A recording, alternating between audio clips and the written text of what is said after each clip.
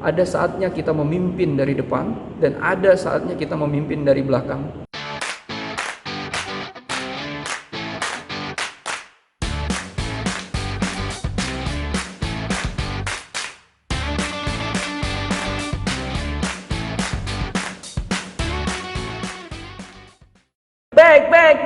Back again. Halo teman-teman Slim semuanya, kembali lagi di Sepan Production. Baik teman-teman, kali ini gue akan coba untuk memberikan beberapa referensi buku yang menurut pendapat gue wajib dan harus segera dibaca oleh mahasiswa. Jadi ini teruntuk buat siapa saja mahasiswa, mau kamu jurusan apa, mau kamu berada di kampus mana, tapi menurut pendapat gue wajib ya buat teman-teman harus baca. Karena pentingnya dan begitu banyaknya ilmu dari buku-buku tersebut ya. Jadi teman-teman silakan saja nanti teman-teman bisa mencarinya di toko-toko buku, baik itu online maupun yang offline ya. Dan segera saja teman-teman baca ya, sesuaikan dengan kemampuan kamu untuk menghabiskan bacaan buku tersebut ya. Namun perlu juga gue tekankan bahwa gue bukan semacam di endorse untuk menentukan bukunya gitu ya. Jadi ini memang gue ngerasa buku ini banyak manfaatnya, terlebih gue sudah praktekkan dan begitu hasilnya yang gue lihat sangat memuaskan. Jadi gue pingin juga mahasiswa-mahasiswa gue juga punya skill-skill yang sangat dibutuhkan ketika nanti dia mendapatkan dari sumber buku yang gue berikan ya. Jadi apa saja referensi-referensi buku yang gue maksud teman-teman. Namun sebelumnya gini deh teman-teman, silakan dulu berinvestasi dengan cara membantu menekan tombol subscribe, share, like, dan komennya. Oke teman-teman, dan jangan lupa juga untuk bunyikan tanda loncengnya ya, supaya teman-teman dapatkan update terbaru dari video-video yang sudah kita buat. Oke teman-teman, seperti apa pembahasannya? Check it out!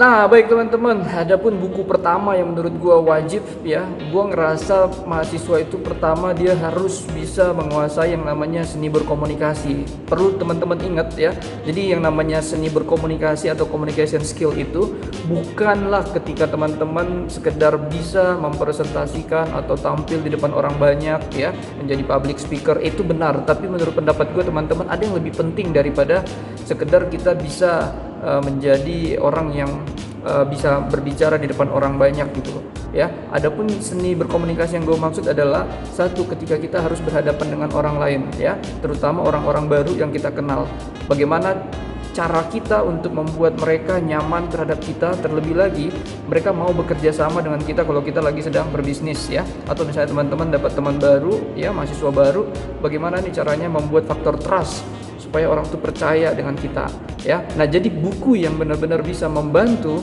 teman-teman di kategori ini yaitu adalah bukunya Dale Carnegie. Ini buku yang sudah sangat-sangat lama gitu ya, dan sudah berapa kali diperbaharui edisinya, tapi yang namanya soal ilmu di dalamnya, skill di dalamnya itu benar-benar bermanfaat. Jadi silakan dicoba teman-teman, bukunya kecil dan sedikit tebal, tapi menurut pendapat gua bisa lah teman-teman habiskan 1 bulan atau 2 bulan gitu ya, kalau speed readingnya masih sangat-sangat kurang. Nah jadi Dale Carnegie punya judul buku yaitu adalah How to Win Friends and Influence People. Jadi kalau bahasa Indonesia itu bagaimana mencari kawan dan mempengaruhi orang lain. Nah di buku ini yang teman-teman gue pikir harus kuasai adalah, atau yang bisa teman-teman dapatkan adalah, sekali lagi kita sering sekali kalau ketika berbicara sama orang itu merasa bahwa kalau kita lebih banyak berbicara seolah kita kaya akan pengetahuan, maka orang akan senang dengan kita. Tapi sebenarnya tidak dengan buku ini. Jadi buku ini justru mengajarkan kepada kita yang paling penting adalah sekali lagi bagaimana kita lebih sering bisa mendapatkan banyak pengetahuan tentang siapa lawan bicara kita. Caranya adalah membiarkan dia untuk lebih banyak bercerita ya, tapi tidak melupakan bahwa kita harus pay attention, harus kasih perhatian ke lawan bicara kita tersebut. Nah di buku ini sangat-sangat detail dan banyak lagi yang bisa teman-teman kuasai. Tapi intinya yang gue mau katakan, pada saat gue jadi mahasiswa ya S2, terus pada saat gue berbisnis, terlebih lagi pada saat gue sekarang jadi dosen, itu gue ngerasakan banyak manfaatnya dari buku ini. Indikatornya apa? Indikatornya adalah ketika ada begitu banyak teman-teman lawan bicara gua yang nyaman untuk berbicara dan sharing, terlebih lagi ketika mereka curhat ya. Ya, terutama kalau mahasiswa sekarang, mungkin mahasiswa banyak yang bertanya gitu. Iya ya. Sama Pak David tiap angkatan pasti ada yang curhat, ya. Masalah pacarnya lah, masalah ekonomi lah, masalah perkuliahan lah, masalah bisnis terutama. Ya, jadi sebenarnya semuanya itu ada seni, semuanya itu ada caranya, dan buku itu membantu gua untuk bisa mempraktekkannya. Ya, ada banyak ilmu-ilmu lainnya. Silakan ya teman-teman baca.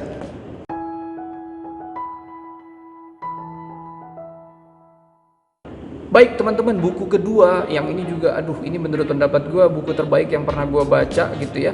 Jadi kalau bisa dikategorikan, ini buku yang bisa membantu teman-teman punya cakrawala berpikir, menurut pendapat gua sangat-sangat baik ya. Jadi buku itu adalah The Success Principle. Pengarang atau penulisnya itu adalah Jack Canfield, salah satu pengarang terhebat di dunia dan salah satu buku yang paling booming karena dia bestseller internasional. Mungkin teman-teman lebih kenal dia dengan Chicken Soup for the Soul ya. Itu kan sebenarnya bukan buku yang dia tulis, tapi dia punya ide bagaimana cerita-cerita nyata dari orang dibukukan dia. Nah, jadi di Success Principle ini teman-teman banyak mengajarkan tentang bagaimana kita punya mindset terbaik ya. Jadi harus diingat, di video gua sebelumnya kan ada gua terangkan bahwa IPK itu nggak lebih penting dari JPK. Jadi indeks prestasi kumulatif, nilai teman-teman itu sebenarnya di bawah JPK. JPK itu adalah jaringan, P-nya itu adalah pola pikir, K-nya itu adalah kredibilitas. Nah, jadi di pola pikir inilah akan teman-teman sangat terbantu ketika membaca bukunya. Agak tebal, tapi percayalah sama gua bahwa itu buku bagus banget. Salah satu yang gua paling senang dari kuncinya adalah dia mengatakan bahwa kita ini bertanggung jawab penuh terhadap kualitas kehidupan kita. Jadi kalau kita punya banyak masalah dan kita terbelakang saat ini, itu semua adalah karena kita punya kesalahan-kesalahan di belakang yang sudah kita buat ya. Namun kita juga lah yang punya hak untuk sukses atau tidak sakit hati dalam kehidupan ini.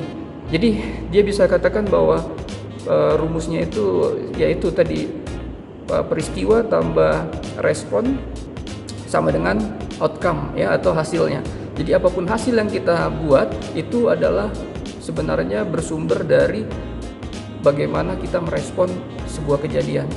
Dan menurut pendapat gua yang gua paling senangin dari buku ini, dia selalu mengatakan bahwa ada beberapa hal yang bisa kita kendalikan dalam hidup ini, yaitu adalah pikiran, terus yang kedua adalah sikap kita, yang berikutnya adalah tentang apa yang harus kita ucapkan.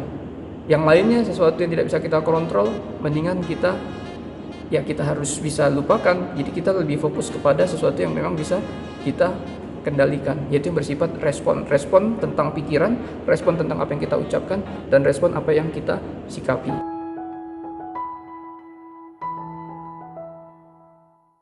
Nah, yang ketiga teman-teman, menurut pendapat gue, mahasiswa wajib belajar tentang yang namanya ilmu kepemimpinan, seni memimpin. Ya, kamu tidak perlu untuk memimpin orang banyak terlebih dahulu, namun yang paling penting dipimpin dalam hidup ini adalah bagaimana kamu memimpin diri kamu memimpin emosi kamu. Ya, kamu tetap bersahabat dengan semua ketakutan, kekhawatiran yang sebenarnya selalu muncul dalam hidup kamu. Nah, di buku itu kita benar-benar diarahkan bagaimana untuk mengendalikan itu semua. Nah, jadi bukunya adalah yaitu adalah Nelson Mandela, salah satu presiden Afrika Selatan, ya, yang mana juga ini bukunya ada hubungannya dengan film The Invictus gitu ya, Invictus. Jadi silakan saja, nama bukunya Mandela Ways gitulah.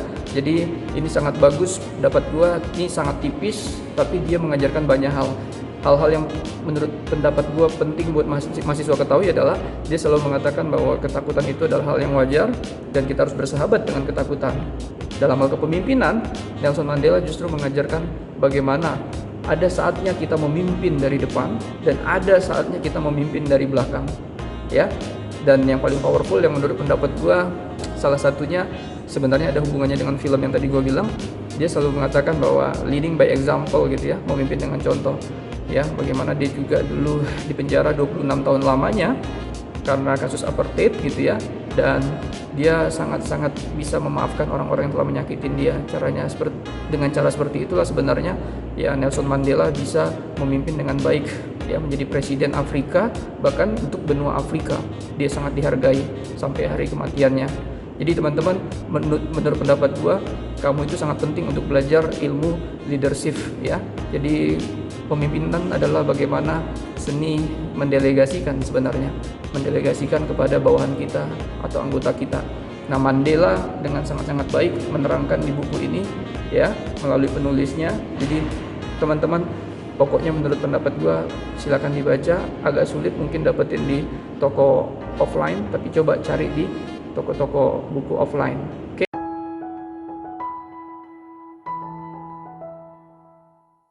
Nah, yang terakhir teman-teman, ini buku sangat bagus. Jujur aja, kalau menurut pendapat gue, halo teman-teman, jangan merasa tabu untuk berbicara masalah pacaran, masalah relationship gitu ya. Jadi kalau gue mencoba mencari fakta, apa sih masalah yang paling banyak dialami oleh mahasiswa selain ekonomi gitu ya, selain juga bagaimana dia mengatur waktu, mengatur keuangan. Yang paling penting itu adalah bagaimana dia punya hubungan atau relationship pacar, kita bisa bilang seperti itu. Nah, jadi menurut pendapat gue, ayo teman-teman mahasiswa, gak ada salahnya kamu pacaran pada saat kuliah, tak ada juga salahnya ketika kamu tidak pacaran pada saat kuliah. Namun yang paling penting juga adalah bagaimana kamu mengerti itu sifat atau karakter dari lawan jenis kamu ya. Jadi kalau cewek, bagaimana dia harus mengerti cara berpikir cowok, bagaimana cowok juga harus mengerti cewek itu mengambil keputusan, melihat masalah. Nah, di buku Men from Mars and Women from Venus ya, ini diterangkan sangat detail ya. Sering juga kalau pacaran itu kan teman-teman mahasiswi merasa bahwa wah, kenapa ya cowok tuh lebih enak pada saat PDKT pak, namun setelah jadian rasanya nggak enak banget gitu ya. Terus ya cowok juga sering sekali ngerasa bahwa kenapa sih cewek ini kok rasanya pinginnya dia jadi kayak mengekang atau posesif gitu ya. Apa yang harus dia lakukan gitu loh, apa yang harus wanita lakukan supaya cowok juga merasa tenang, jadi tidak merasa seperti dikekang. Jadi di buku ini sangat detail ya, bahkan ada kebutuhan dasar tentang cinta antara cowok dan cewek. Ini yang menjadi inti dari buku ini sebenarnya, gue bilang ya. Jadi diterangkan di situ bahwa kebutuhan dasar atau kebutuhan primer wanita adalah merasa dicintai atau dikasih perhatian kecil, tapi terus aja. Nggak perlu wanita itu merasa dikasih cintanya besar, hadiah yang mewah, setelah itu cowoknya menghilang. Begitu juga cowok, kebutuhan primer laki-laki ya, memiliki hubungan ya, relationship adalah ketika dia merasa dihargai. Nah, jarang sekali wanita memberikan penghargaan-penghargaan kecil untuk sikap atau sifat dari cowoknya yang dia lihat langsung ya. Contohnya misalnya cowoknya mau membantu nenek-nenek pada saat menyeberang dan ceweknya lihat, tapi ceweknya jarang memberikan bang atau koko kamu saya senang, atau ayang biasanya, ayang kamu baik banget ya, ternyata saya baru tahu ternyata kamu punya sifat yang seperti itu ya. Karena wanitanya terkadang takut gitu loh, nanti cowoknya jadi seperti ini ya, jadi besar kepala, atau justru takut terkesan jadi posesif. No teman-teman, jadi di buku ini sangat diterangkan baik. Jadi teman-teman, gue pikir teman-teman harus baca. Enak bacanya kayak komik, dia penuh dengan gambar dan warna. Nah baik teman-teman, itu saja 4 buku prioritas yang menurut pendapat gua harus teman-teman mahasiswa baca ya. Terlebih nanti kalau teman-teman mau perbanyak silakan saja, tapi menurut pendapat gua 4 buku ini wajib karena yang satu menjelaskan tentang bagaimana kamu berbicara yang baik dan bagaimana punya seni dalam berkomunikasi. Yang kedua adalah bagaimana memimpin orang lain dan memimpin diri sendiri, itu sangat penting untuk hidup ke depan. Yang ketiga, ya teman-teman, gue pikir juga kita butuh teman-teman untuk bagaimana sukses ke depannya, bagaimana menjalani hidup ini dengan mindset yang sehat. Nah, yang terakhir juga tentang hubungan. Kamu nggak bisa mengatakan bahwa itu nggak penting ya, masa bodoh. No, kita diciptakan sepasang cowok dan cewek, oleh sebab itu kita perlu memahami sifat atau cara berpikir lawan jenis kita. Ya teman-teman, itu saja, semoga bermanfaat. Sekali lagi gue hanya bisa tekankan bahwa tidak ada satu orang pun yang sukses di dunia ini yang tidak menjadi seorang reader atau pembaca ya. Jadi kalau kamu mau sukses, jadilah pembaca. Terlebih lagi orang-orang yang mau mengaplikasikan atau mengimplementasikan apa yang sudah dia baca. sehingga hidup kamu menjadi berkat dan kamu juga memberkati banyak orang. Oke teman-teman, itu saja untuk pembahasan kali ini. Terima kasih juga karena teman-teman sudah menonton. Terlebih lagi sudah subrek. Terima kasih udah subscribe, share, like, dan komen. Oke teman-teman, thank you very big and God bless you all. Out.